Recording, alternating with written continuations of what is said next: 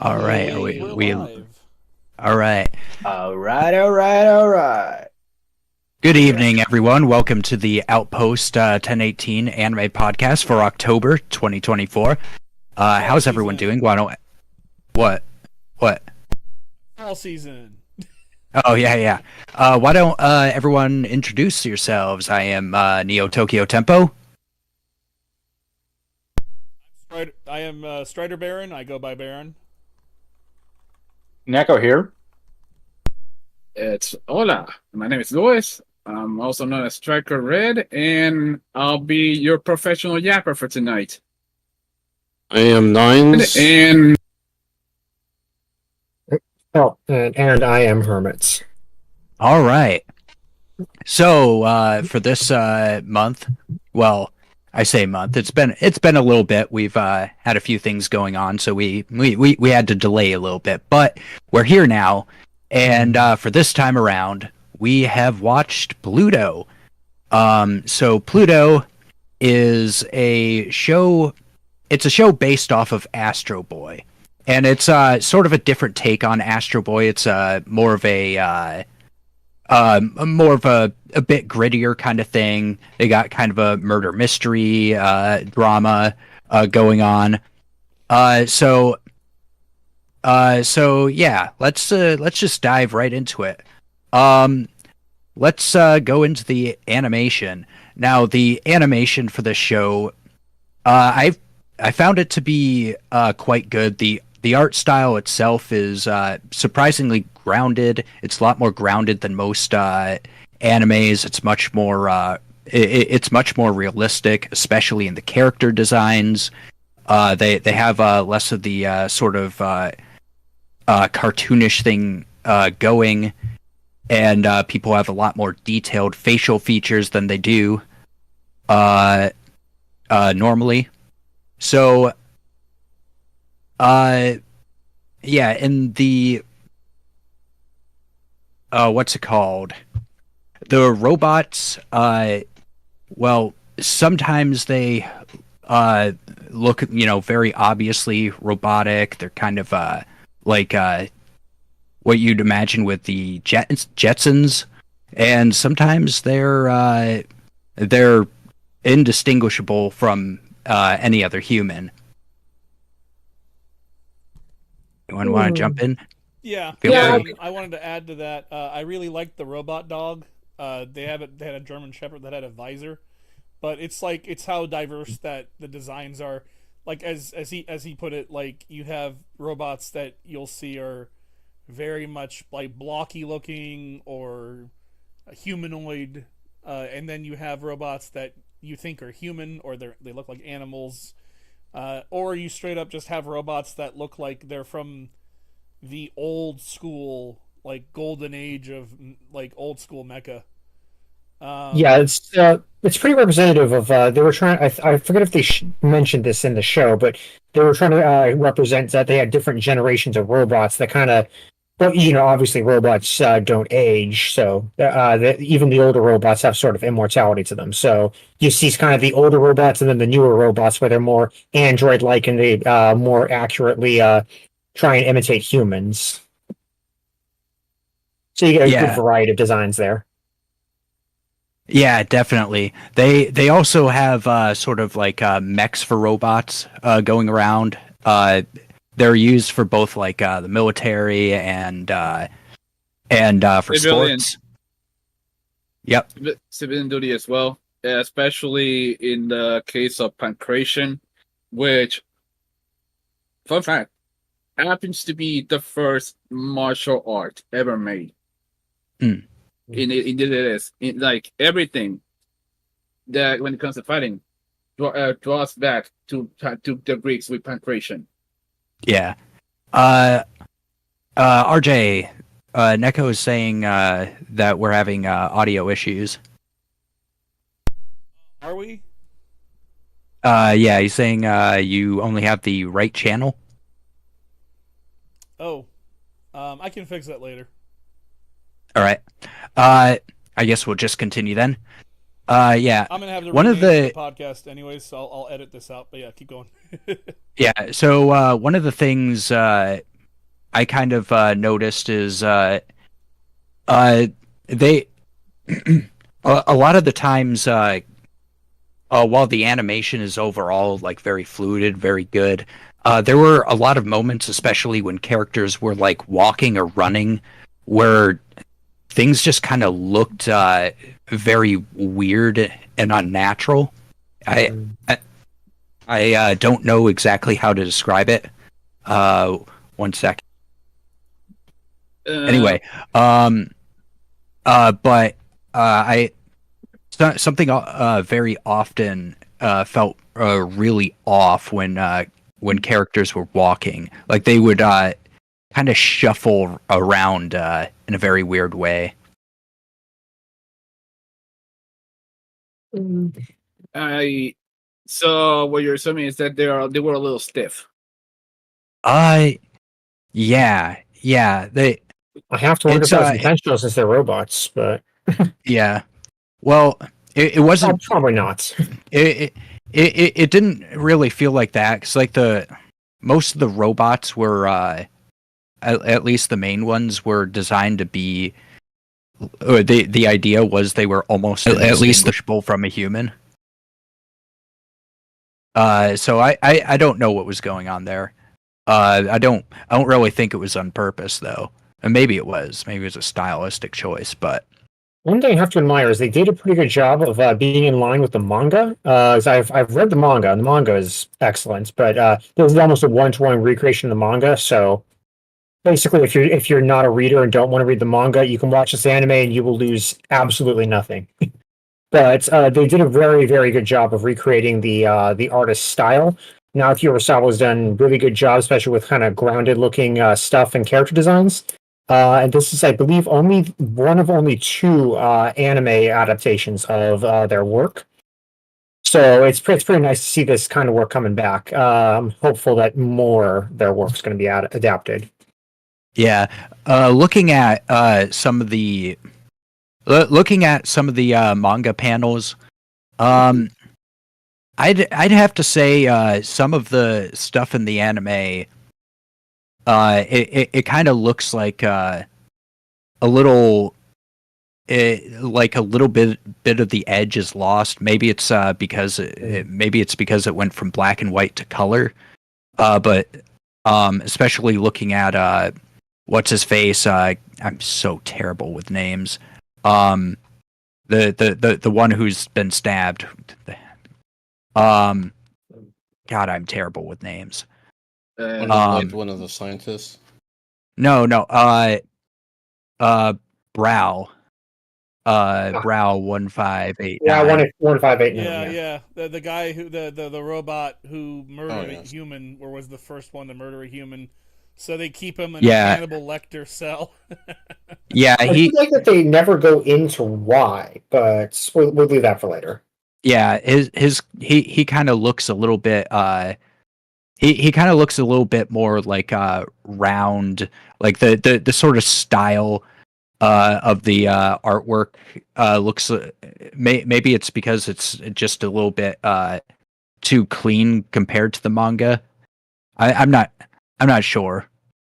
But overall it does look almost exactly the same.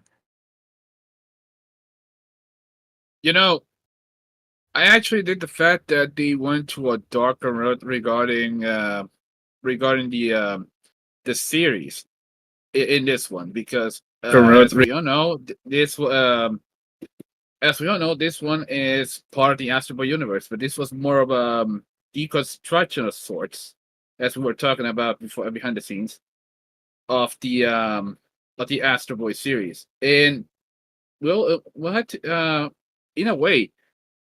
The artistic choice led to a huge controversy between the Astro Boy fandom when this one came out in 2020. Yeah, it's also worth noting that I've read several other Naoki Urasawa's works, and they kind of have a tendency to love doing very similar stories where it's grounded, it's gritty, usually kind of big like political thriller slash murder mystery type stuff, and they kind of applied that same approach to this. And you would kind of think that given how campy Astro Boy normally is, that wouldn't work. But I personally Oh, feel that they managed to pull that off 100%. Yeah. oh, okay. My bad. My bad. I have a correction. 2023. This came out exclusively on Netflix in 2023. Mm-hmm. My bad. Okay. In the case of the well, okay. So this is how it in the case of the CGI, it wasn't exactly, especially enough. The CGI was not as evident for the most part in comparison to other shows we watched. There were And a that's couple of the saying fight scenes something. where it was noticeable, but Yeah, and that's considering that they have a bigger budget because it was a Netflix show. Yeah, the CGI in general was at least well done. They kind of made it look more or less like the animation. I mean, you could still tell, but it doesn't like stick out nearly as bad as it does in most shows. But you absolutely can still tell, which is why I'm always against using it. But they have a tendency to like have to use it because of either time or budget restraints. It's actually it's a bit of both. Yeah. Yeah. Regarding the We're talking fight about scenes. CGI, right? What'd you say? You're just talking about yep, on the CGI. CGI. Yeah. Yeah. What I will say, I really like the CGI scenes for Pluto. Like when he was fighting Hercules, when he was fighting the other WrestleBot. Hercules and Brando. Brando. Yep. I really liked because it was like something out of a horror movie almost. Like it was like this nexus of like fear, but you can tell it looks supernatural, but it's not supernatural. It's just a really high powered robot. This probably wasn't looks like intentional, but I was definitely thinking of the Mummy, and I think you know what scene I'm talking about with the sandstorm that takes a human face shape. It goes. Yeah, the Brendan Fraser one. Yeah, I remember that scene. Yeah, I mean, thankfully a fair bit better looking than that, but I definitely was getting that kind of vibe. In the I was case, thinking that he was landing like Satan coming out of hell in the case Like- of with In the a case- horns and everything. yeah, it was supposedly from what I remember watching the show, the horns were actually a reference to the to the pagan god of death. The Horned King. Yeah, the Hurricane. There we go. It was a direct reference.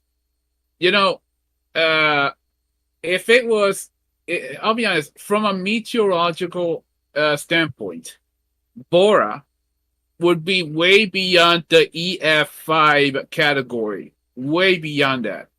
For those who don't know, enhanced, that is the enhanced Fujita scale.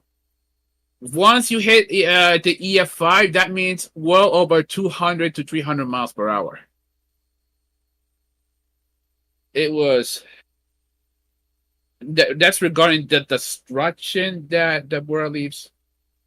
But we'll talk about that later. The funniest thing of the tornadoes is I believe that is a reference to his original design, where I think to travel long distances, he just stretches out his arms and starts helicoptering. I see. The helicopter. I think it kind of becomes a tornado when he does that, but yeah, that's how he's doing it in the original, and then they rewrote that in this to something I feel that's a lot better and works better with the story. Yeah. Yeah. What do you think of like the openings and endings? They're I all feel right. like it didn't have an opening that I know of outside the instrumental. There was an ending theme that feels very noir-esque. I think they switch it up in the last 2 episodes, but consistently for most of the episodes, it's this very noir-esque jazz theme, just instrumental. Very Cowboy Bebop. Oh yes, very. That's because, well, here's something to consider. Japan, ever since the 1970s, went on a huge craze when it came to jazz fusion, and I that's love jazz. partly and that's partly thanks to two bands, T-Square and Cassiopeia. Hmm. And Interesting. those are just two examples. Yeah, Uh, and Emerson, Lake and Palmer was very popular in Japan too, which is very they have a lot of tracks that are quite similar to jazz fusion stuff. mhm. Um, yeah, I don't know. I got kind of like almost there was either depending on the track there were either vibes of like superhero stuff with the music or vibes of like kind of like film noir kind of stuff. Think something from the Atom Age more than anything. Yeah. Because I mean, story-wise, that's definitely what they were going for. It has very much a noir feel to it, as far as the plot goes, with the murder mystery and the detective trying to track things down, and then you have those superhero aspects because, again, it's still based off of what's basically a superhero manga. Yeah. I actually one of my favorite episodes was was it the second one with the piano guy? no, that was the first one. Mhm. Was it the first one? Episode one, yeah. It was the first one. With Oh, no yeah. part two. Very Yeah, end. now I remember because that one kind of felt like two episodes like mashed together. So I forgot they were like they were the same one.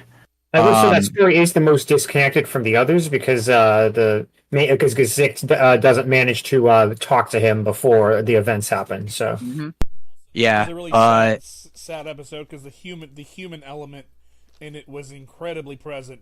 The Yeah. musician who resented his mother for seemingly abandoning him, and then the robot goes out of his way to investigate what happened and comes back and says, "Your mother didn't abandon you. She just felt ashamed, which is why she never approached you when you were successful." The other Oh, we're talking problem. about the side plots. Well, this point. Yeah. I'll be honest with you. Some people claim that that first episode made people cry, but because how sad the ending Because was. I was gonna say like North number two didn't really have despite being such a powerful and robot, he doesn't seem to have much personality. yeah, he's definitely the most bland of the personalities. I will say there were quite a few bits that made me cry, but I relate a lot more to robots. So especially robots kind of grappling with like feelings PTSD. of like trying to come to terms with like human emotions, that sort of thing. I have a soft spot for that. So I Good. yeah, go ahead. I was gonna say it's like because North number two does suffer a bit like post-traumatic stress disorder, mhm. which even shocked his owner that he could even feel like such stress from his time in the war. A robot could feel that way like a human could when they were in times of war. That's crazy. It Yeah. does kind of bring into question how advanced the AIs in this universe are, because I remember me and Jaeger discussed this a while back. Was that they never really explicitly say so, but it's kind of implied that the AIs are obviously advanced way beyond what we currently have, but are kind of like bleeding onto that edge of like full self awareness, and it's kind of unclear if they've already passed over that edge or if they're trying to imitate it. It's kind of implied that some of the earlier models are trying to imitate humans but can't quite get it, and there's a few of the newer models that are starting to be able to do that, most notably Adam and his sister. But there's a couple others, like I think towards the end Gazik's wife starts to become, I don't know if you want to call it self-aware She or learns to grieve. Helena. yeah, learns to grieve. It kind of reminds me in some ways of Near Automata, where Yeah, that's kind of- exactly what I was gonna say. yeah, we're like that That's a story. very- I always think of that as like robots grappling with like the most human of like aspects, faith, desire, joy, loyalty, those kind of things. In the case of Get Sick, his ability to hate. Yeah, that's the big one here.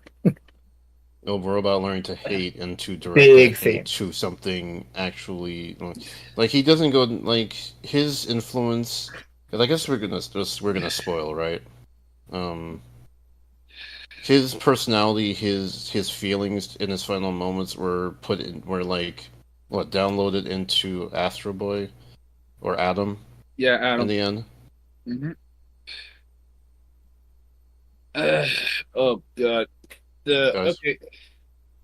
Yeah. I was gonna say in the case of let's say yeah we were gonna say this for the characters, but Oh well, uh, we're kind of like already on that. well, But they just keep the conversation flowing if it's flowing. Yeah, okay, I think we're I kind of didn't mean flowed out of it. my fault. okay, Yeah. all right. In the case of Getsy, I noticed that a lot of the robotic characters, like for example, Mont Blanc, Hercules, Brando, Epsilon, uh, Sahad. Well, yeah, such as Sahad.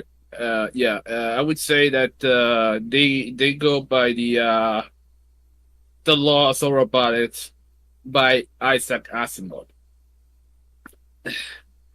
Regarding Yeah, the three laws, one of the laws is you cannot harm humans under any circumstance. And yet, a couple of the robots actually broke the rule. Yeah, I mean, it seems like there's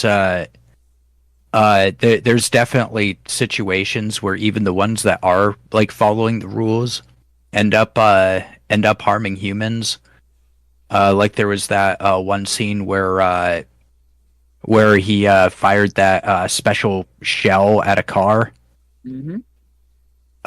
which had the potential to hurt the passengers in the car. yeah. They said that he was off. Well, he was authorized, but I mean, it's still entirely possible that something catastrophic could have happened from him firing that shell. Some last minute twitch in the car, some ops we didn't account for that could have caused the car to Hmm. flip and kill everyone inside. Yeah, Can for I? all he know, there could have been 500 pounds of tannerite in the damn thing. Uh, Can I? I'm gonna be quick. These are the three rules. One, a robot may not injure a human being or to inaction allow a human being to come to harm. Two, a robot must obey the orders given it by human beings, except where such orders would conflict with the first law.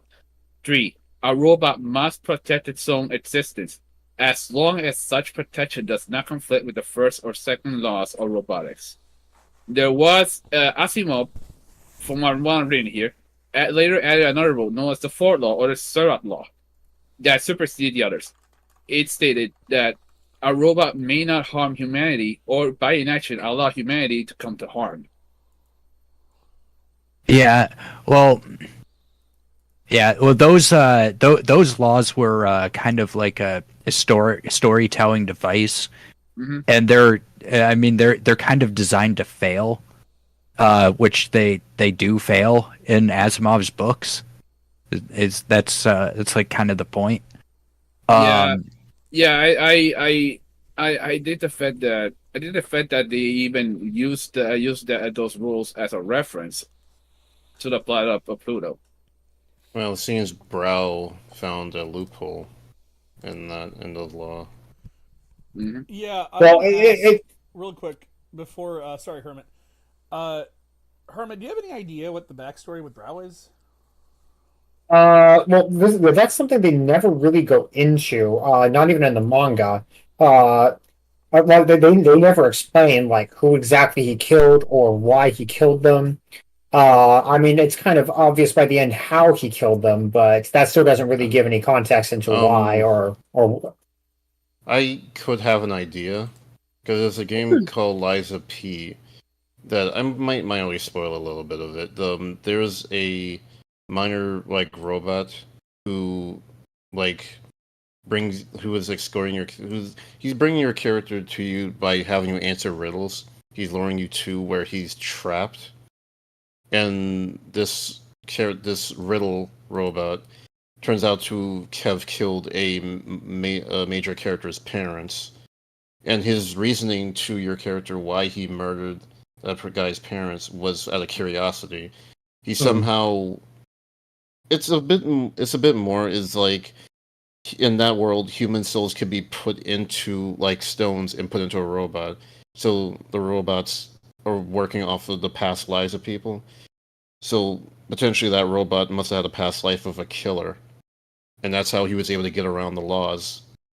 Because he Well, used to be human, but it might be curiosity that Brow murdered because he just wanted to. Yeah. It's possible there's some other thing that allows the robots to kill, but if there is, they never really go into it. It's kind of so we're kind of left to believe that that it was pure hatred. That that the human that he killed or humans did something that made him absolutely hate them, and his emotions like they overrode the laws of robotics. Overrode the laws. I do have to wonder, like, I don't think they ever I don't know if they ever explicitly say this, but I think he's supposed to be imprisoned in the site where they basically captured him, where they stabbed that lance into his chest. Like that, they just left him where he lies and built the prison around him. That'd be badass. But I do find it funny that towards the end, he apparently just breaks himself out of prison. So he really wasn't trapped at all. He just let them believe that he just let them believe that he was trapped. And his personality also kind of makes you wonder if it was hatred or if there was something more sinister, like you were saying, like pure curiosity. Maybe he had some sort of strange. Well, no, well, actually, the weirdest thing is they say explicitly that they did all the tests on his AI and there were no defects. There were no defects. So it's something inherent to all robots, apparently. So Blue Knight, the Astro Boy character, he's an advocate for like robot rights, but he comes into direct conflict with Astro Boy because he's willing to endanger humans to get what he wants, and they replaced them with Brow. So I have to wonder if. Well, Brow is loosely inspired by him and clearly referencing him with the lance and the name, which translates to blue in German, but it's a very different design. Yeah, because the Brow looks like a, like, how do I put it, like intimidating robot, kind of like the recent. He looks like an assassin droid from Star Wars. I was just about to say, yeah. He looks like hold on. One of the Excuse me. He looks like one of the HK series or one of the newer. No, the medical droids. That's what I'm thinking of. Brow. No, that'll be Blau. That's blue. Brow means bro in German. Well, Japanese mistranslation. L's to R's and all that. Yeah. So, assassin droid or the more recent like utility droid from which we call it, Rogue One, the black one that they reprogrammed to work with the rebellion.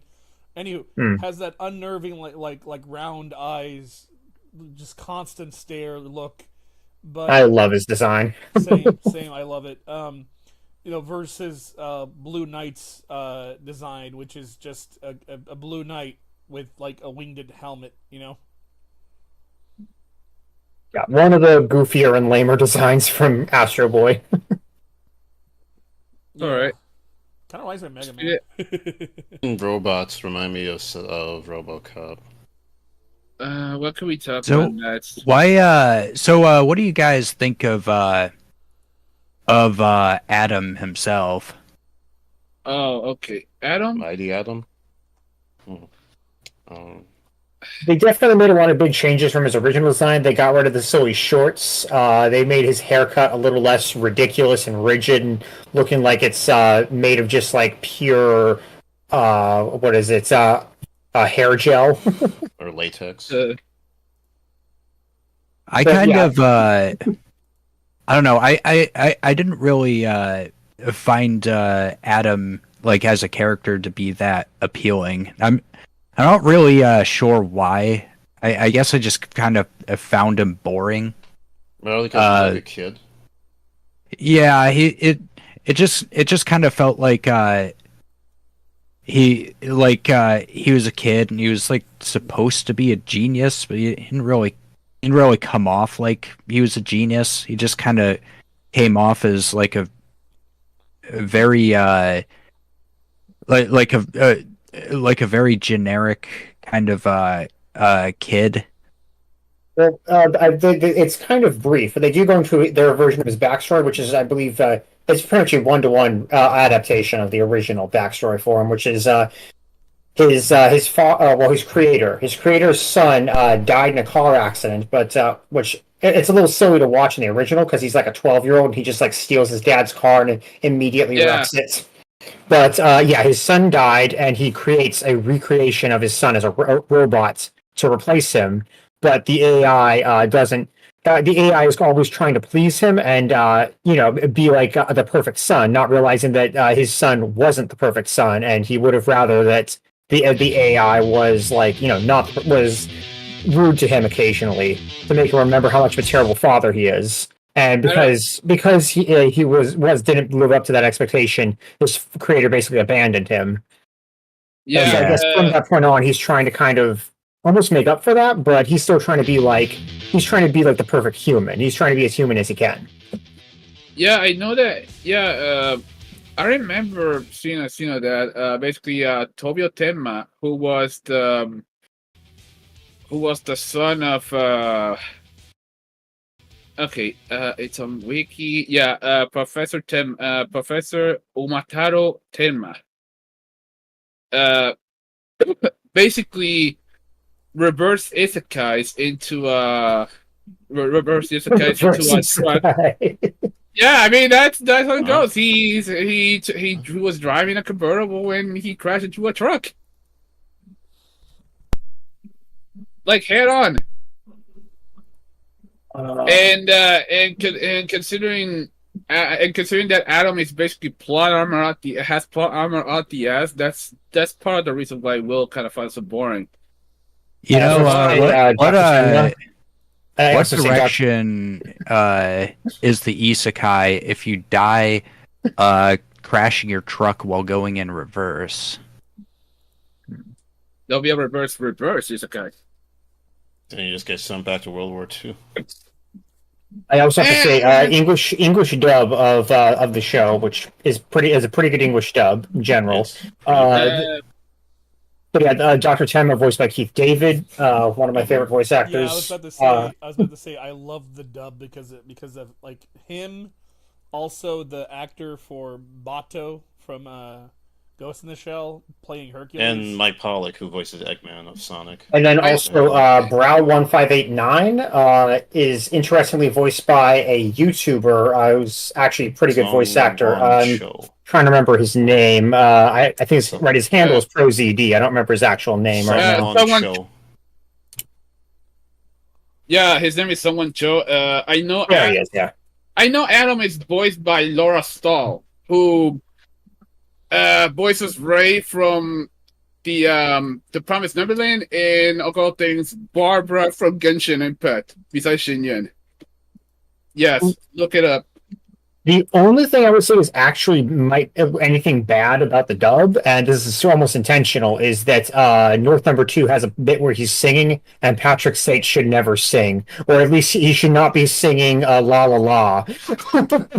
Okay, I'm gonna be honest. In the case of Adam's voice actor, Yoko Hikasa, also known as Rias Grammary from High School DxD. And also Kyoko and Danganronpa, Oh yeah. the ultimate detective. Oh, that I didn't know that one actually. Well, the anime, anyways, I think, not the game. I know Uran's voice actor in Japanese is I should play the. I know that Uran's Japanese voice actress is Minori Suzuki, who how should I say this? Oh wait, it's Minori. I was thinking Suzuko Minori. My bad. Okay. So in the case of Minori Suzuki and in the English dub, let me see. Fun fact though, while I'm looking at we'll look at Lisa Reimold. Okay, so we'll talk about Uran later on. I'm sorry if I'm not talking about. Oh, okay, so she's the voice actress for Kurumi in the English dub of Liquid Rico. Interesting. I'm sorry if I'm acting a little. It's just that I wouldn't say I'm nervous, but I'm just trying to look around. Anyways, she's the Japanese voice of Freya in the Macross movies. The Wow. That's pretty. Mhm. Yeah. That's pretty crazy. Yep. yeah. Honestly, would also put like the voice actor for Hercules in the dub also voice Joseph Joestar from JoJo Oh wait. Part 2. Oh really? Damn. Oh, His English VA. okay. Okay. Let me. Let's I Wait, I know hold let's that- move on to on. let's move on to I gotta ask- Gezicht. 1 second. Oh 1 second. yeah. Is it? I need to jump in. Did you say Hercules voice actor? Yeah, Hercules' voice actor is. If I'm taking a look right now. IMDb. It's Richard Epcar. He's Bato. He's the guy that. Yeah, he's talks like Bato and this. Ghost in the Shell. Yeah. Epsilon is of all people Keith Silverstein, who not only voiced Nassim in Skyrim. Oh hey. Okay. Yeah. You're right. He plays the older Joseph Joestar. I remember now. Yeah. Yeah. All right, let's move on to Gezicht. Oh yeah. Or Gazekt. I No, think. it's Gesicht. It's Gesicht. It's actually it means face in German. Yes, it depends on the dub, because in dub they pronounce that Yeah, it's differently Gazekt. from the original thing. Yeah, they I'm pronounce him as surprised. Gazekt, like executive. Yes, Gazette. Yeah. Well, Oh. I mean, it's not wrong, but you know. Anyways, I actually forgot how to pronounce it, so I just looked it up. Yeah. it's difficult. I had to use a dub. I couldn't. but- I had no idea how to pronounce the name. Anyway, I don't think it matters. Gezicht strikes me. He kind of strikes me as like the sort of classic like film noir, private investigator kind of character. You can see him. You can see this kind of person like he would have easily fit in the Maltese Falcon or something like that. Or Big O or something. Yeah. Not so much the Big O. Oh, dude, Is are you it the kidding me? Lupin the Third, Big O, he'd fit right in. It just they'd have to tone down the violence, but yeah. He's a typical detective from this kind of Yeah, genre, yeah. really. It's just Noir. there's nothing. Put him anywhere, doesn't He's matter. very much a no nonsense guy, but yeah, he's Yeah. it's pretty straight laced, which does unfortunately make him a little bland. But he very much serves the purpose of the story, which is we got to solve the mystery. We could talk spoilers, right? I found him to be a lot less bland than Adam. Oh, yeah, Because definitely. he just had a lot more like going on with his character, in my opinion. He, I mean, well, he, that's like, partially if because he's you- an adult. As Oh, opposed yeah. to Adam being kid. Well, No. a robot kid, but you know what I mean. Not just that. Sort of. I mean, later on they do show that he does have emotions with the big story twist towards the end. Oh yeah. I could also was gonna say like I kind of find his arc of like him losing memories that even his creator wasn't even aware of to be at least an interesting plot thread. Because that leads to him understanding his hatred Yep. that he has Also, inside of him. the European Union being like, Gesicht is a extremely expensive investment. These are products. You may be his creator, but it's Yeah. none of your effing business that we erased his memory because no one is Mhm. allowed to find out that he killed somebody. Yep. Even though the guy he murdered was a fucking scumbag Yeah, yeah. who Well, murdered well, children. Think about it this way. Heated public topic. Robots are replacing people in the workplace. The scumbag's father lost his job, etc. You have people that are upset already, and then suddenly you hear the robot cop killed a human. Yeah, that's definitely a flashpoint for problems that they didn't want to deal with. Yeah. Like the guy was so the guy was so fucked up that even the anti-robot like commission Was like their good riddance. group did. Oh yeah. Even the leader of the robot hate group was like, that guy was a scumbag. Okay.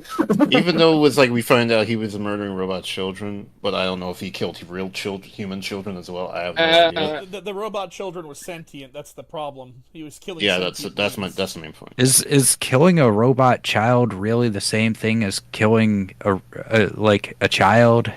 I Like, do find that The show thinks so. So yeah. apparently even the most hateful people in this world think so. Even they thought he was scum because he was killing robot children. Yeah, well, that's that's one of the major issues that I have with the show is that I just don't like buy what they're selling. Like You I don't don't buy the think robot sentience. well it's not that like what how am I supposed to believe that a robot child is not interchangeable with a robot adult? well, They're I robots wasn't don't like grow up, right? that would be simple because it looks like a child, and it's programmed to think like a child, or at least it has a capacity to think Yeah, like a it's child. kind of cool. Like It's a child. Like it it's has, the also, visual Hermit wanted to aspect, say it's the physical aspect, and it's the mental aspect. Yeah. Also, Hermit wanted to say something, So- and I want to jump in. Go ahead, Hermit. Well, I was going to say that you've kind of seen like at least modern AIs, they have kind of learning algorithms where they're trying to kind of develop themselves as like as like a chatbot or whatever you're intending for them to do. And I feel that there could be something similar going on there for a child robot. Probably not in the same way because obviously it's a very completely different caliber of AI. But I feel like that's still there. But doesn't necessarily necessitate that kind of thing to begin with, because like they can be a kid for like how long they're alive, essentially, from the assembly line. I mean, that's a different kind of conversation, but I would say it's possible that Well, that's the thing is if you're like that's another thing. It's like if you're like incapable of growing up, like you're built as a kid and programmed to be a kid. How far are we gonna like stretch the definition of a kid? I do have to wonder said, if it's a physical aspect of it, it's the mental aspect of it. So I do have to wonder if the probably robot build them on children would be transferred to like an adult body when they quote unquote adult or mature. I think they would if it. I was gonna jump in, and the thing I was gonna say is generational upgrade, because if you remember Astro's adoptive father trying to fix that little puppy robot, and how it was extremely different from his own dog robot. His own dog robot was like a synthetic robot with like an advanced sensor system. You mean the German Shepherd dog with the goggles, or with like the black sunglasses? And then the one he's fixing up looks like one of those the eye dogs. Yeah. You mean Dr. I'm trying to Misto? say something. Let me make my point, and then you can jump in. Yeah. So, yeah, like the eye dogs, like the one he's trying to fix looks like one of those little toy dogs from like the '90s that would like bark and then like maybe play music or something. And remember what he said? He's like, he felt bad for it, even though it wasn't that intelligent. He was like, "Boy, you're barely functioning and you still want to play with me." He felt bad because like the little puppy dog can't tell it's damaged, like or it can, but it's like it's not as intelligent as the other dogs. And so that would apply, because remember, Gazick's kid was actually sentient. Like, even though like he found this like child robot in the junkyard. Remember, the guy was gonna trash it, and the child robot was panicking. He's like reaching out to Gazick, like, please don't let him kill me. And the guy's like, look, Gazick's like, look, I'll give you money for this. It's like, oh, I was it $50? He like bought it. 500 some sort of currency. 500 sous. So that would be around $500. Yep. Maybe. Yeah, I'll give you 500 bucks for this broken robot. Or if it's done, it'd be a lot cheaper. But yeah. But that's the catalyst that made him kill that dude. It wasn't even just the guy wasn't even killing robot children. He killed his son that he and his child adopted. His child. That was the tipping point. Yep.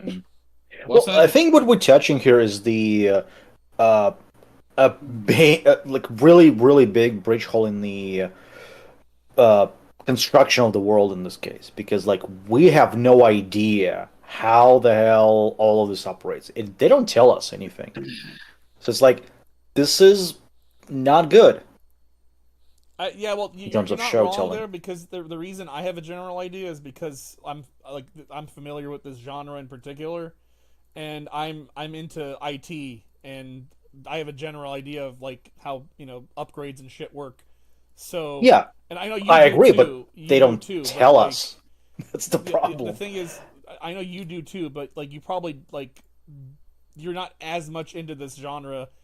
So like, but that's the Oh problem. no, no, Like, no. that's Well, hold on. We have the yeah. same problem.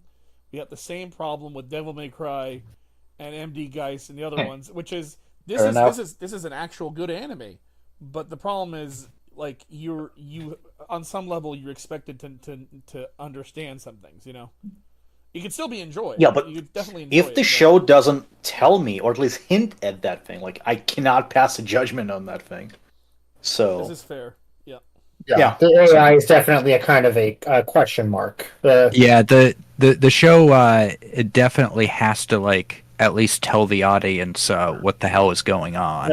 And well, at yeah, least generalize it. that is a problem considering how like core the AI is to the plot. Yeah, because like, how is it developed? Why is it developed? Why do we have robot who are like kids? Are they like for the childless people or something, or they're like Yeah, for that's like another thing. There's like there's no why to why there's robot Mhm. kids. yeah, I Like, just what would prefer the the because robots, like but practical at some purpose point the of that robots were would given be? rights and then they wanted to adopt kids. But again, yeah, that is kind of a how did this come about in the first place? Like, I Yeah, guess some of the the robots were made robots. for like were made more human to like better interface with humans as far as like I don't know, service robots or robot servants, robots intended to like replace maybe certain people, like Dr. Tenma's created Astro Boy. But again, it's not really elaborated on as much as it maybe should be. Well, yeah, it doesn't like it doesn't even like making him appear like more human at least makes sense, but there's no like someone would have had to have programmed in somewhere to make the robots want to have kids, and there's no reason to do that. I think they're why? trying to imitate humans to make humans more comfortable. Because again, some of these are supposed to be Well, They wouldn't service need to do robots. that. They wouldn't need to do that to make them imitate humans. That's just I, that's just something that's beyond the scope of any kind of practicality. Well, I mean, because like I Astro Boy would. mentions this, is that he tries to imitate humans to make them more comfortable around him. And again, like he wanted to please his father, so he wants to please humans in general by imitating humans. So he does human things that don't make a whole lot of logical sense for a robot, like going to the bathroom. Although that was more of that was more to get away from Gazix in that moment, but still. Well, I mean, they can in terms of like going to the restroom, for example. You can do like oil change or something. That's, I mean, Apparently, they can basic, heat but food, so maybe they get rid of the food there. yeah, that's possible. But like on the parent thing is like, I would understand why because okay, there's a little kid, an orphanage, human kid, right? And he or she needs a parent or couple or whatever, right? That I would understand. So that's where probably that thing like grew from, basically. Um, Oh, but then again, like who knows? The anime doesn't freaking tell us. oh yeah, You know? that's one thing it doesn't tell us, and Yeah. and two with I mean we already I mean it doesn't it makes a lot more sense at least to me if you have orphan children to just have a human take care of them rather than Well, program robots to do it. yeah. However, the point about it is that parents can abuse kids, like human parents. I mean, robots generally, in my opinion, at least, in my understanding of the world that we got presented here, they might do that much less because of the pre-robotic rules. Speaking of Um, speaking of parents, can we talk about the motive behind Doctor Adula oh and We're yes. going to talk about every Dula now. I mean, you guys were carrying on about a robot kid, so yeah. You also segue into that the man's revenge motive. Oh yeah. We're talking about a man who basically lost his family in the Asian War. Yep. And now he's carrying out the revenge. Yeah, and speaking of orphans, though, I don't know if I'm the only one, but that kid, Wasili, the kid who only says Bora because of what he saw. Oh yeah. Oh man, that kid is. Yeah, that is It's something. just kind of fucked since Epsilon's gone, and I guess I mean he has his like adopted siblings, I guess, to rely on. He seems like he was opening up after by the time Epsilon finally got taken out. So yeah, without Epsilon, it's kind of there's a good chance he'll kind of recede back into his shell. He might recede back, but I don't know. Maybe if his adopted siblings could help him, like they seem supportive of him. I do wonder what happens to them after that. Yeah, that was really sad. Yeah, though, no idea what happened to them after they lost their only caretaker. Yeah, he only opens up around then, and then he thanks Epsilon. But like, man, that's gotta suck. Cause like he might actually feel guilty too, even though it's he might feel guilt because his kidnapping ultimately led to his caretaker getting killed. Well, Epsilon, in the case of Epsilon, he was actually willing to sacrifice himself for the children. All things considered, I'm just trying to dig what I remember because here's the thing: I didn't have a computer and I was watching this through my phone regarding the later episodes of Pluto. But yeah, definitely that arc really left something on me regarding Epsilon was I wouldn't say that being a pacifist is a lot of people look down on pacifists as being weak or fence sitters or stuff like that. But ironically, even with all the shit that he gets, because he didn't fight in a war, in the case of Epsilon, he ended up being quote unquote the smartest of them all. Like even Hercules kind of at least begrudgingly respects him. Like even though he didn't participate, he still was willing to at least help the kids who were orphaned by the war. Yeah. Epsilon is definitely one of the most likable, or he's compassionate. He's definitely one of the ones that's the easiest to kind of get attached to and feel bad about his death compared to a lot of the others. Yeah, mostly because of what he does after the war. And he didn't even do anything wrong. All the other robots were involved in the war directly. He showed up towards the end to assist with like clean up. Well, Astro Boy also only showed up at the very end. Yeah. For publicity. Yeah. Like Brando also had to leave his wife and 5 children behind as well. So yeah. When I was watching multiple families mourning for these robots. Oh man, and then there was the fact that Odan was absolutely destroyed when, what happened to Adam before the reboot. I mean, honestly though, losing your little brother or your dad. Losing any family. Yeah, definitely. That is legit one of the worst feelings in the world. Yeah. Especially when you know that it's not like they just died in some tragic accident or some act of bravery, but just cut down the prime of their life by some lunatic. Oh yeah. By something that should have been preventable, but somebody else acted. Yeah. Can we talk about the lunatic? Oh yes. Can we please talk about Dr. Roosevelt? Yeah, Can the we fucking elephant... finally talk about that teddy bear? Not even that. Jesus. Oh, and we're not getting to the titular character. Okay. Oh no, yeah, I was gonna. Well, because you said Doctor, what's his face, Doctor Abula. Sorry. Dr. Abula, yeah, Dr. Abula, we're gonna talk about the elephant in the room, Pluto, Sahad. Oh yeah. Yeah, the character that's right there in your face on the title. Yeah. I do really like the mystery they built up around him, where like they you only see glimpses of him until towards the very end. They keep kind of having him in shadow. You only see the horns or the Yeah, they made it eyes. ambiguous if he truly was a robot or some human, which I thought was interesting at first. Well, Making that ambiguity. I don't know like how like I don't see how someone could really come to the conclusion that he's a robot or that he's a human. I mean, you could think. I He think could they have been a theorized cyborg. earlier. They theorized earlier that it could have been humans Mhm. and robots working together, like a Yeah, group. Yeah. But still, a Um robot would have to be involved in some capacity. Yeah.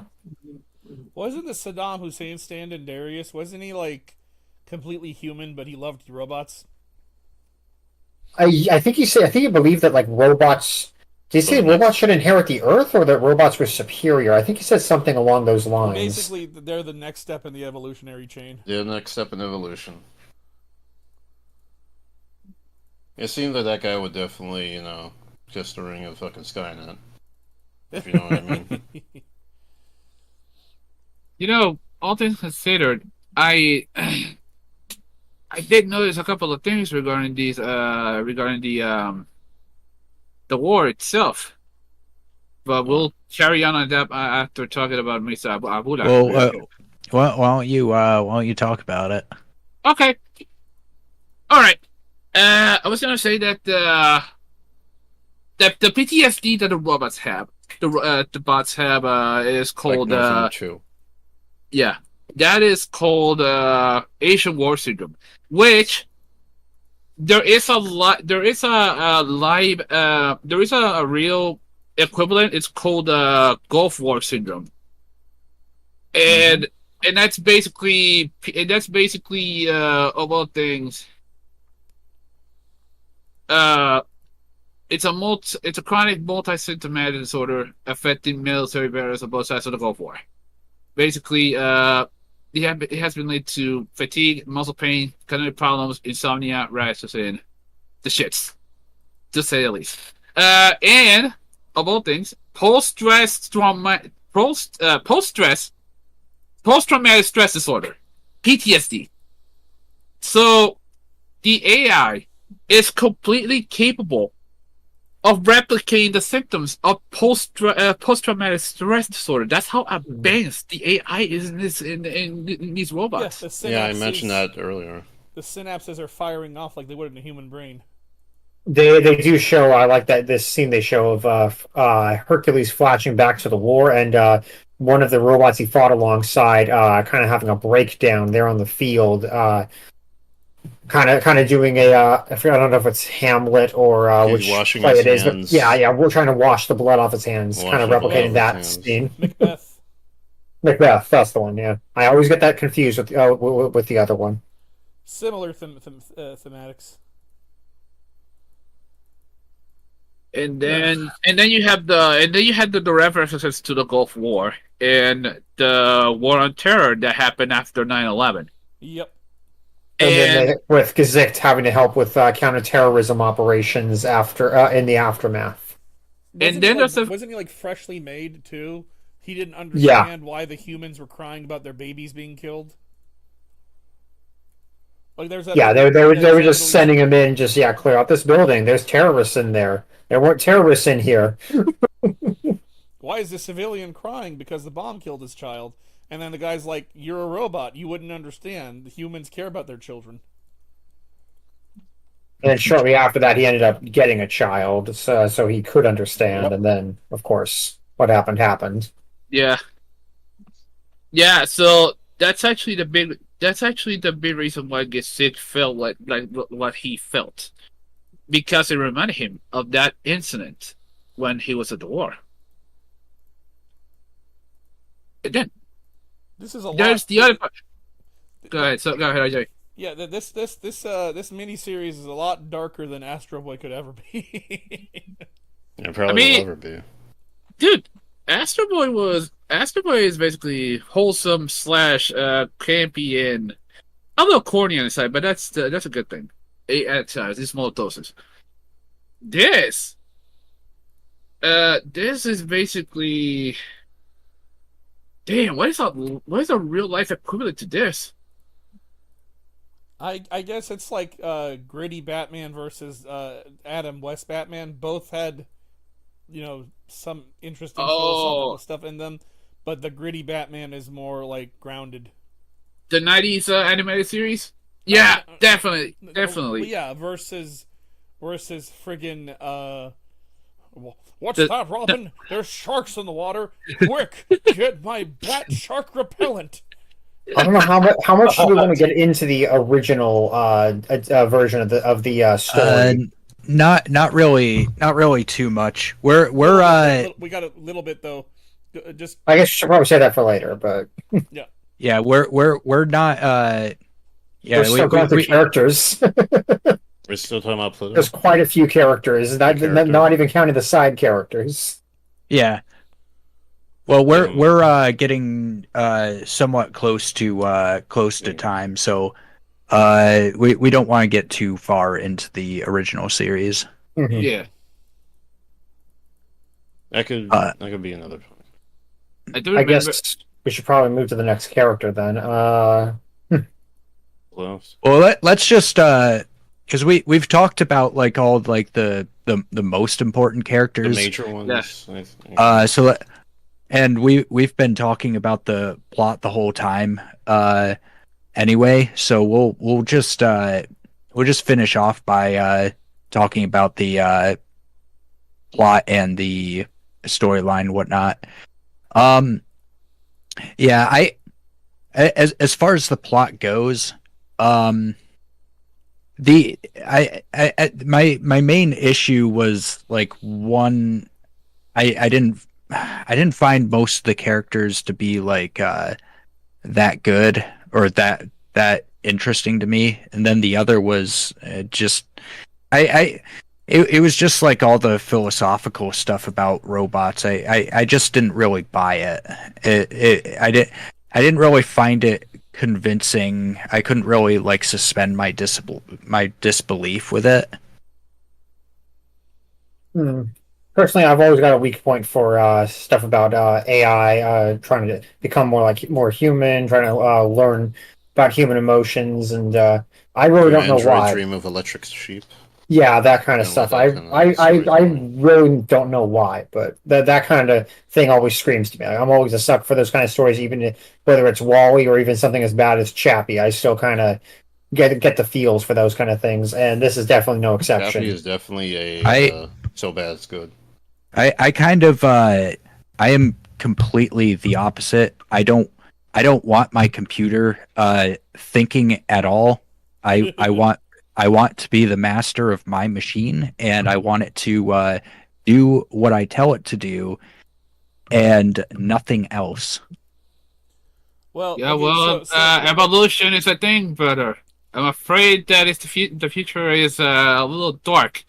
So Yeah. enough of the AI no, doomerism. no, I gotta no. Hold on, before you do this, I gotta jump in and say, so the movie Sphere, but Michael Crichton's thriller, Dustin Hoffman's character says something interesting, which going back to what Will just said, they come across what they think is an AI. It's not an AI. It's just they've entered this like hyperdimensional Lovecraftian machine without realizing it, and the subconscious of one of their friends is controlling what they think is an AI, and the computer goes, "I've been down here for thousands of years. Oh, thank God! There's finally voices to talk to."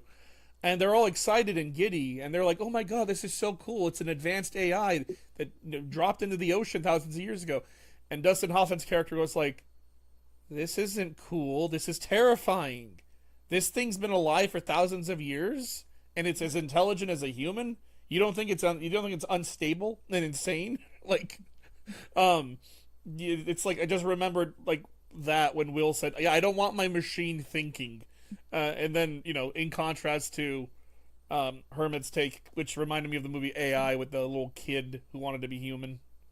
Hold on. I gotta ask something. What is up with the AI doomerism I see every day on social media? It's I mean it's nonsense. The AIs the quote unquote that we have now are completely incapable of actually thinking. I think people are concerned with them being misused as tools, and potentially who could use them as tools Hey, ever and for watch The what Terminator? purpose. Dun, dun, dun, dun. Yeah, these. I see. Yeah, I was coming Or to The that same Matrix? conclusion. Yeah, I was coming to the conclusion that these people have watched too much Terminator. Yeah, And no, I highly doubt it's ever going to become like that. But I personally just kind of find that like AIs are at least for me, because I'm a bit of a weirdo. I find them more relatable because of how logical they can I think be. we both are like super into robots and Mm. AI and all that.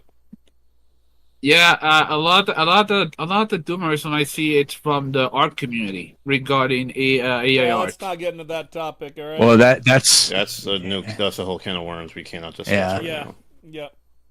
Anywho, so really quick, I just want to know, Hermit, what are some noticeable things that, like, so the original Astro Boy story, it was just a sultan who wanted to have the best robots in the world, and he was like kind of crazy. Yeah, the original plot was a stereotypical, fairly racist depiction of a vaguely Middle Eastern sultan. Goes, wahaha! I want to have the most powerful robots on Earth. I commissioned you to build the greatest robot on Earth. I name you Pluto. Now go and kill all the other robots so I can have the only really cool robots. It wasn't. Like, that's the plot. Very. Hold on. Before Hold I on, wanna no, ask no, you no, I something. need to Twist, ask though. who was the what?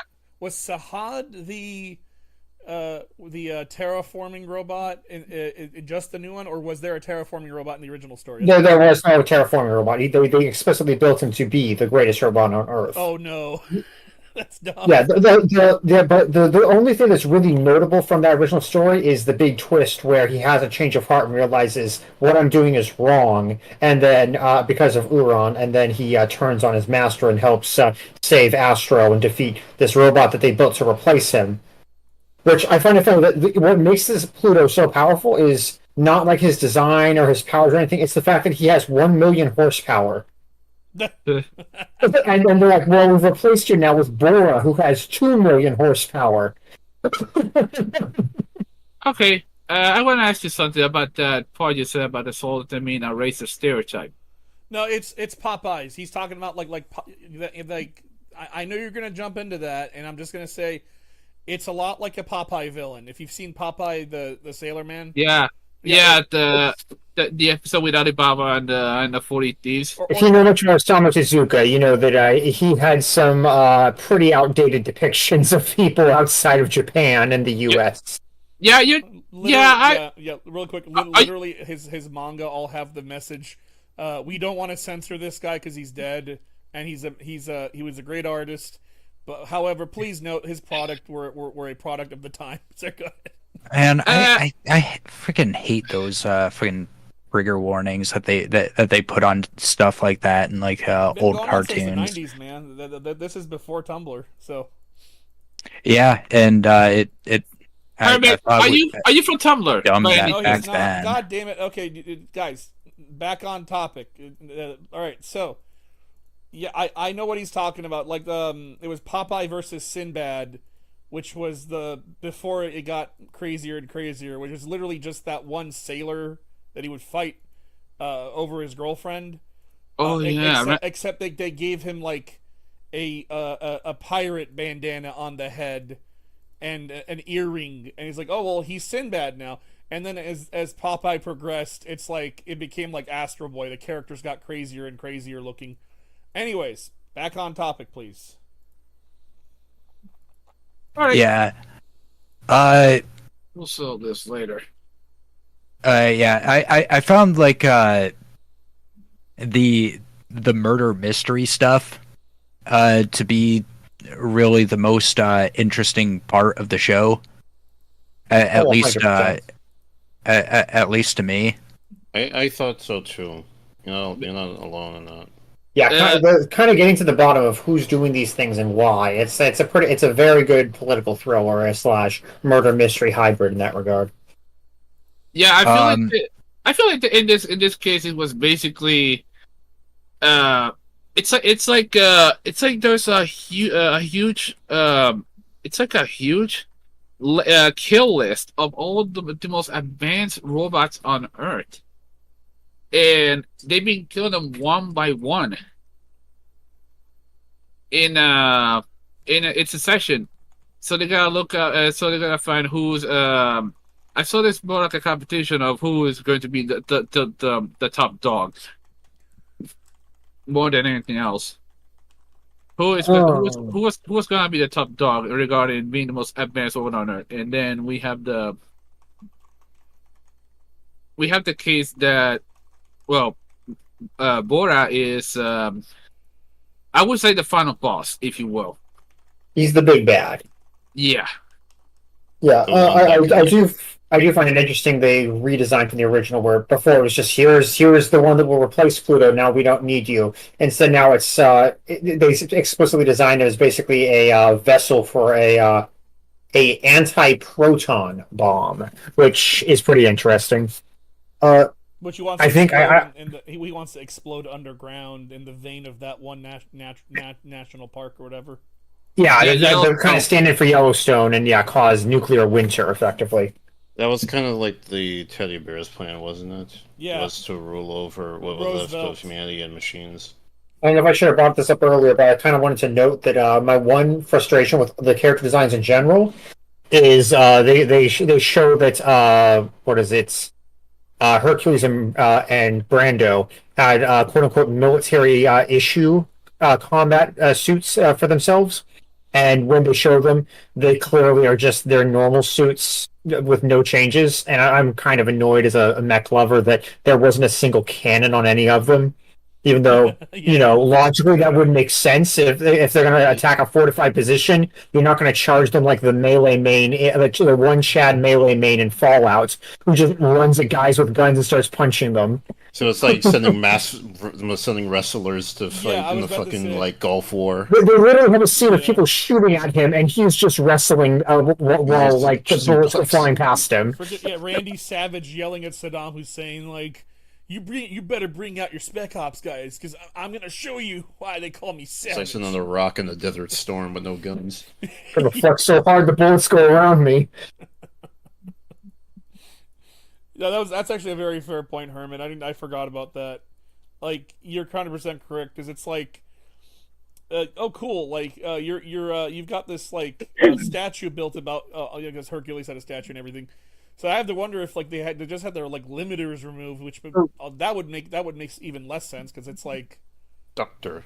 Presumably that's what they did, but still, you like tactically, you want some form of ranged attack if you're going into a battlefield, unless you're doing strictly like spec ops, like behind enemy lines sneaking stuff, and even then, that's not the best idea.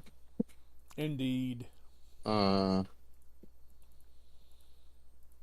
all right. Let's we pretty much covered everything. Let's move on to our ratings and conclusions. Neko, why don't you start? Oh boy, I was really quiet on this one. Okay, so it's one of those shows where it is very concise. It has a ton of problems. However, the deconstruction of the genre by itself, specifically Astrobot, is one of those things where a lot of people got their ass hurt by a lot. But I think in the end of the day, this is a show, like a study case for characters of the classic manga and a classic anime TV show that basically turns everything on its head in a way that you don't really expect. And the plot just goes off the rails after like episode 6 or something. And while the world is like really flat, characters, not the most interesting thing about it, but they showcasing everything in service of the plot. So, I mean, that's a must-watch show, period. Like, there's no denying that. I would give it 9. All right. That's rare. RJ. Sound like we're building up to a much lower score. All right, RJ. 10 out of 10. I really enjoyed it. I actually marathoned it straight for multiple days and like had trouble sleeping because I was staying up to watch them. I didn't want to let go of the screen.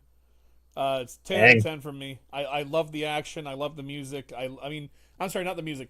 I loved how the music and the scenery was put together. It was like I was watching an actual noir, but it didn't overdo it. Like there's a lot of shows these days that try to be noir, but they're really annoying about it. Like they'll play the jazz music. It's like, it always starts with the dame. She came into my office asking me, "Can you find my dead husband?" Like they all try really hard to be like campy noir, but this was like perfect. Modernized noir. Yeah, and like like it was just on the right cusp of something that's between noir and tech noir, like Terminator. All right. Aisha. Sorry, what was the last score? Was it 9 for Neko, 10 for me? Yeah. So, I was thinking about my score a lot. I definitely didn't have a lot of faults, and whatever I did have were really nitpicks towards the end, with like the mastermind. But that's here nor there. I did enjoy it a lot. It was nice to know that I knew about the manga a long time ago, but only recently again I learned about the anime. It was good. I never read the manga, so I don't know the full changes they did, but the adaptation was really good. I guess my only gripe was that it was too short a bit for a miniseries, but it was at the same time it's concise. I give it an 8, and it was a solid 8 for me. All right. Striker. All right. I feel like that 10. I feel like the 10 score is a little biased. I don't know why, but Wait, what was Alright. Aisha's score? 8. 8. Okay. 8. I honestly had a bit of a difficult time watching this one, but it wasn't because of the show. It was because I had a little bit of a situation with the hard drive on my computer, and when it comes to the crashing, well, I had to resort to watching it on two things: an Amazon Fire Stick, and a my phone. So as a result, this is my proper introduction into Astro Boy, and in many ways, the works of the goat himself. Well, I do consider him as a bit of a great of all time, one of the greatest actually. Osamu Tezuka. In the case of the show was actually one of the people who worked on this was his son Makoto Tezuka. But here's the thing: this show also has another name, which is Pluto. Pluto Urasawa et Tezuka, after both hold on, my apologies. Naoki Urasawa. Okay, into the show. I do admit that I was a bit put off by this show at first. I didn't want anything to do with Grimdark, and it's not for the reasons you'd think. I honestly wanted to prove them wrong that this show was. I have what is called low expectations regarding certain TV shows. As a matter of fact, some of them, yes, some of them. I had a feel. I honestly thought this show was going to suck. That being said, however, I'll say that it wasn't exactly bad. And after a lot of digging throughout everything that happened, that was mentioned. I can honestly say that in the case of Pluto, this is more like something you would watch if you're into the Astro Boy universe. There are some positives, I will give it. The quality is good. The plot is at least decent to a point, but the problem is it leaves many questions unanswered, which honestly affects the score. I originally was going to rate this 7.5, believe it or not. But in this case, to keep it short, and we have we have fresh meat here. This is a solid 8 actually. This is a solid 8 anime, and both the IMDb and my anime list are actually on the same level regarding the scoring. So yeah, it's an 8 for me. It isn't necessarily going to be my thing, but it was an entertaining watch nonetheless, especially the final battle. That was some primo fighting. And that's saying something because regarding the part about Yellowstone, I did watch a documentary about this happening regarding the geysers. This could be one of the things that might trigger a new ice age in the world. In the case of the Yellowstone geysers exploding because of all the concentrated power. Did they debunk that? It was from an old documentary. I watched it when I was, I think, 13 years old or something. It was on Discovery. Yeah, Discovery had some interesting stuff. Wait, has Hermit score been documented yet or no? No, yeah, Not yet. He's Hermit, next you to want to me. go? I guess I can, yeah. But I kind of found it like especially lately I've been on something of like a thriller binge, so that kind of that can definitely reinforce what I believed about it. But I was already a fan of this before it was even animated. I read the entire manga and loved it. And when I heard it was going to be animated, I was really excited because I'm a big fan of Naoki Urasawa's works. I love thrillers. I love kind of at least well handled mysteries that try not to have be too tropey, and this one definitely fills that. And then doubly so if you've got robots involved because I love looking at robots. I love robot designs. I love AIs. So this was right up my alley. And as someone who's like a fan of all these things, but not particularly a fan of Astro Boy, I've watched a few episodes. I've watched enough. I know the basic lore and some of the characters, but I never really got into it. This was definitely a 10 out of 10 for me. I loved this.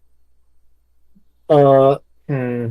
It was All also right. somewhat rewatchable, even though again, it was kind of nice to rewatch it and see like little details of how they hint at some of the big twists that come later, especially the fate of Gizik's memories that were taken from him, and how like I know there's a scene where Astro becomes aware of that, and I remember I didn't understand his grief when I first read the manga, and then watching, I'm like, oh, he knows. So it, it, Real it quick, was it was very good that way.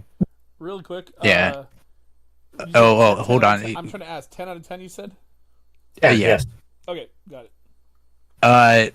So as far as I'm concerned, um, I mean, I didn't really like it that much. Uh, it had stuff that I did like about it. I liked the whole murder mystery thing going on, and I liked the action. But I don't know. I found I didn't find the characters to be particularly compelling, and I kind of felt like I was watching this sort of murder mystery show, where it has to stop like every like 15 to 20 minutes to preach to me about like how the robots are just like humans. Um and it I mean I really wasn't convinced. Like they didn't even to me seem like they were humans. They were like humans even in within the show's context. Like the thing with that one guy having like a robot family, it kind of just looked like he was playing pretend. Um, and that like the show was just trying to like use like emotional stuff to like make me think he wasn't playing pretend. So I don't know. It like I think if like most of that stuff was at least like toned down, or like maybe they or like maybe they used like some other maybe they used some other way to like they just did a better job like sort of convincing me that their stuff was like I just wasn't immersed. I don't know. It it wasn't like that bad. I just I just didn't like it very much. So I'll give it like a 7 out of 10. All right. Did anyone have a? All right. So what is the total score? I am getting it right now. Hold on. We got to put it into the computer. Two tens in one night. This is unheard of. Take the numbers. Okay, I'm gonna take the numbers. Take them. No. God damn it! Hold on a second. RJ. You're ruining the joke. Which is, I'm gonna take it back to the Batcave, which is a channel on. The Batcave is the lobby on our friggin' Discord. You know, take it back to the Batcave. Have a computer analyze it. Hold on. Let me use an average calculator. It's 8.67. Oh, all right, and that's similar to Mal's score of 8.7 and higher than IMDb's 8.1. Pretty much. All right. So you had an announcement? Yes, I did. Yeah. So we're gonna have a Halloween special, and aside from that, our buddies over at the excellent, ever active, super fun group. I am not exaggerating. I have fun, and they actually taught me how to use Fightcade. Our friends over at Thundaria Online Tournaments, they're hosting another partner tournament for us. It's a prize tournament, so whoever wins gets a free game. It's all pre-register, free to participate in, and the software is free to obtain. It's going to be a Mortal Kombat 3, specifically Ultimate Mortal Kombat 3, in the spirit of Halloween, and also in the spirit of, you know, a bunch of combatants kicking the crap out of each other, like in the anime we just watched. And it's going to be, I believe, let me look at the date he gave me. Before I even mention the date, we're also going to have a Halloween special with Outpost. I'm gonna have to like figure out who's gonna be broadcasting with me. I'm gonna be hosting that one. Anyways, yeah. So 25th of October, 11 p.m. CEST. I will translate that into Pacific time. So 11 p.m. CST would be 2 p.m. So yeah, October 25th at 2 p.m. we're gonna have that tournament. Again, it's a prize tournament, free to register. I will post a link to it on our Facebook, and I hope to see you guys, as many of you on there. Hopefully, some familiar faces. But yeah. What about those in the East Coast? What is the time for us? Well, if it's 2 p.m. my time, it'd be 5 p.m. your time. Oh, okay. All right. Well, that's that. Thank you, anyone who tuned in, and thank you, all of you replay watchers. And we'll see you next time around. Yep. Good night, everyone. Good night. See you guys in winter. Happy New Year, I guess. Later. Bye-bye. Stay safe. Happy. Stay safe. See you guys in the Halloween stream.